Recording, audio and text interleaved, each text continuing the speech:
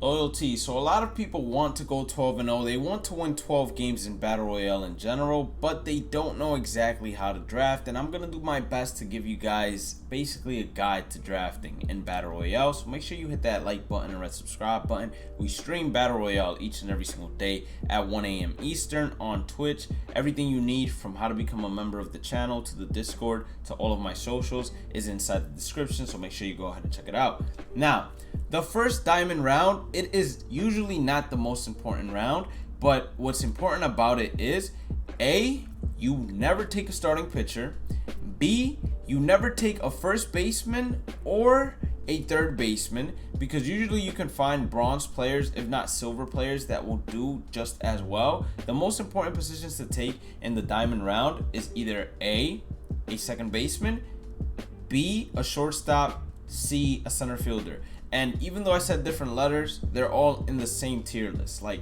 second baseman, shortstop, center fielder, those are usually the weakest positions in terms of good players all around in the lower tier levels. So you always want to find someone that's great there. You might even settle for a catcher, but you can find a lot of good catchers at the silver level and at the bronze level as well. So we're going to take Marcus here as the first pick.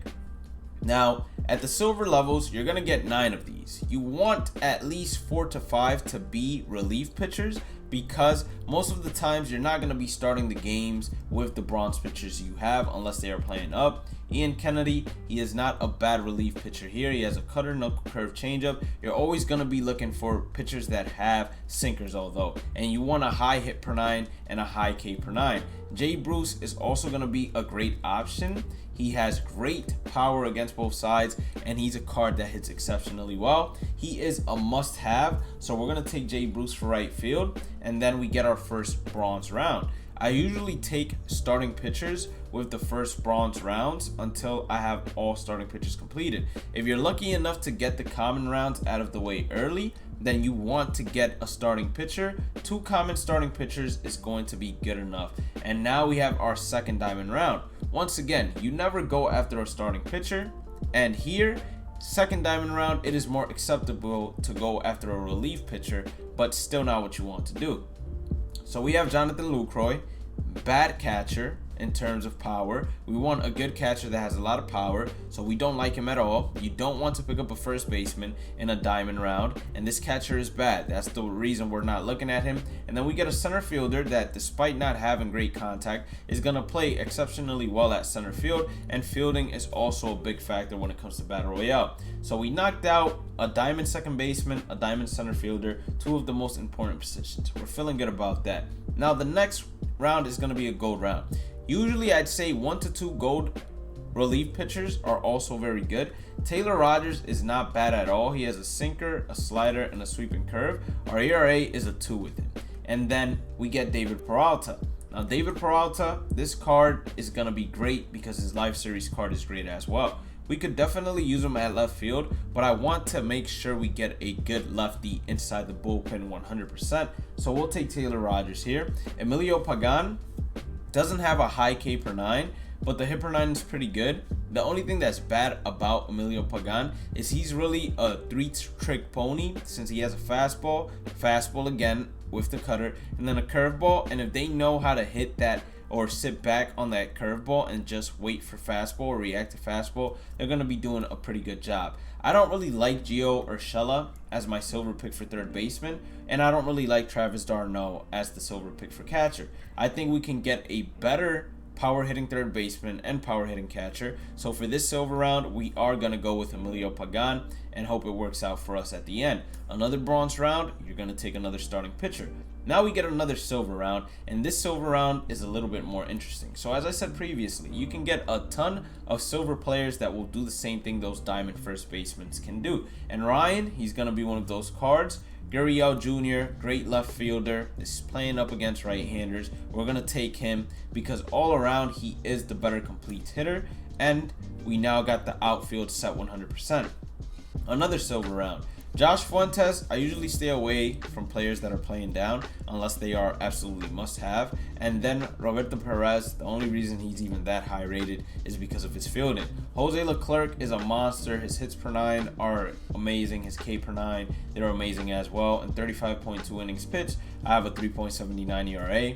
We are going to go ahead and insert him into the bullpen and pick up one of our last 2 picks for that starting rotation spot.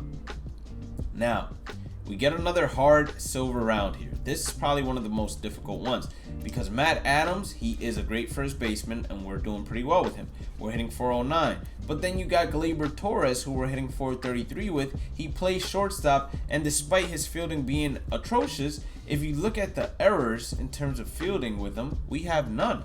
So he's been doing a pretty good job. But then Corey Knebel, oh, my bad.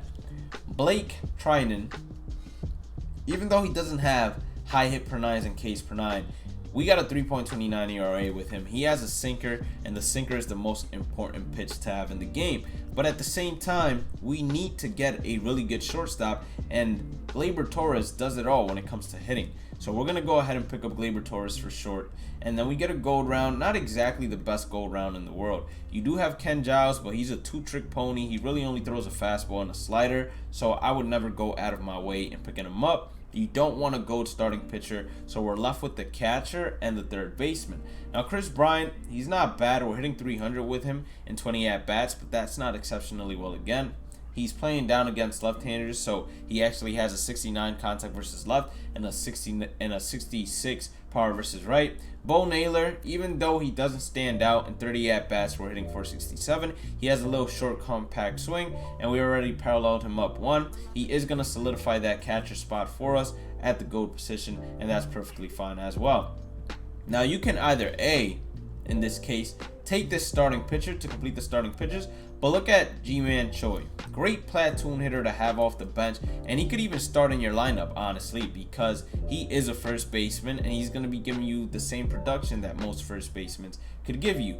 On the other hand, I'm going to make sure we finish off, or as a matter of fact, I'm hoping that we get another common round, and then with that common round, we can pick up a starting pitcher. I'm going to take Ji-Man Choi, because even if he's not starting for us, he's definitely going to be on the bench and going to be used as a platoon hitter. So we have 2 starting pitchers, a relief pitcher, and a third baseman. Jake Diekman, he is unhittable, despite us having an 11.37 ERA.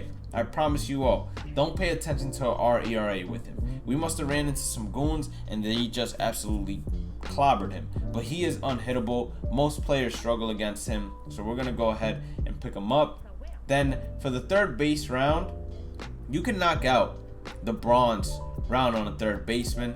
You can even knock it out on a relief pitcher, but since we're missing a starter, we're going to make sure we fill out the starters. So now we get better options, not only for third base, but also for our bullpen.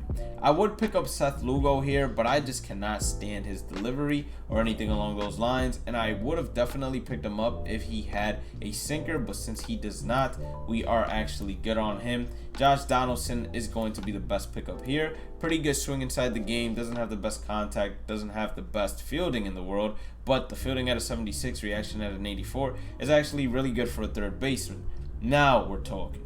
So we have Patrick, who recently got upgraded. He can come in and hit against any side. We can also go with Josh, that has outlier on his fastball, and then he throws a curveball. But the problem is, if we go with Josh, he's going to be a 2-trick pony, fastball, curveball. I'll take Patrick Wisdom and have him coming off the bench.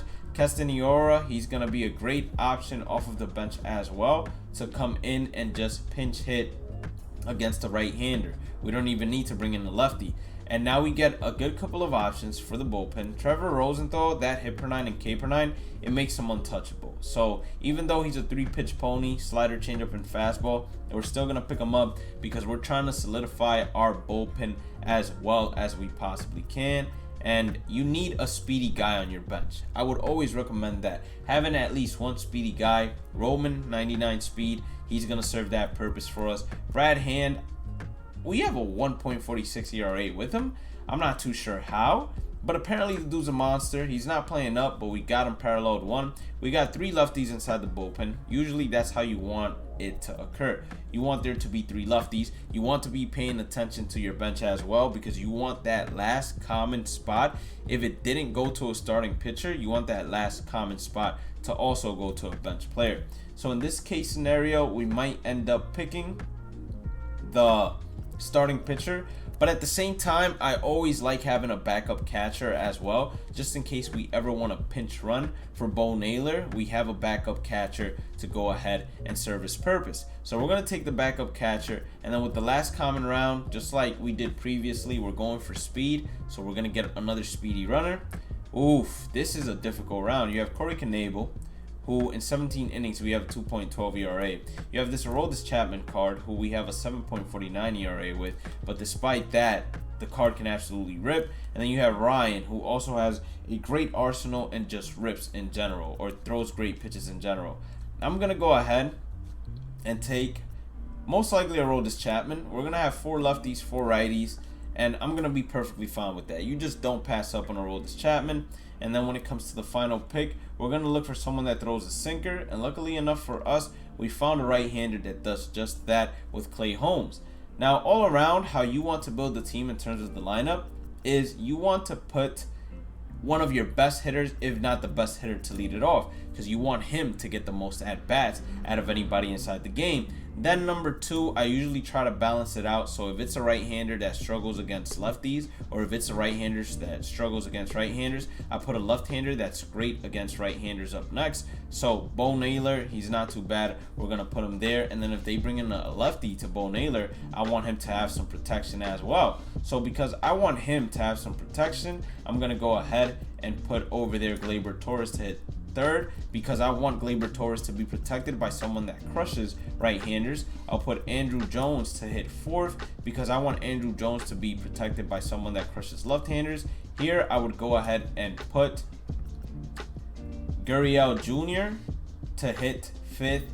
Ji-Man Choi, he's probably going to go all the way down to 8th, and then Josh Donaldson is going to protect both of them, even though we could also do something along these lines just so they are better protected. But at the same time, I don't want Josh Donaldson to bat so late inside the lineup, so I'm fine having a lineup like this. And the beautiful thing about Ji-Man Choi is he plays first base. Patrick Wisdom plays first base. Castanera plays first base. So if we're ever gonna face a lefty for these 3 hitters, I can always go ahead, bench him, and bring one of these 2 guys to go in and pinch hit for him. And then after that, the bullpen looks amazing. We can start one of these relief pitchers for each and every single game, and hopefully the relief pitcher gives us 1, if not 2, and we progress from there. And that's how you draft a 12-0 Battle Royale team. If you did end up enjoying today's content, like, subscribe. Everything else is inside the description box. Have a blessed day and night. Stay positive, stay safe, stay blessed, and I will catch you all in the next one.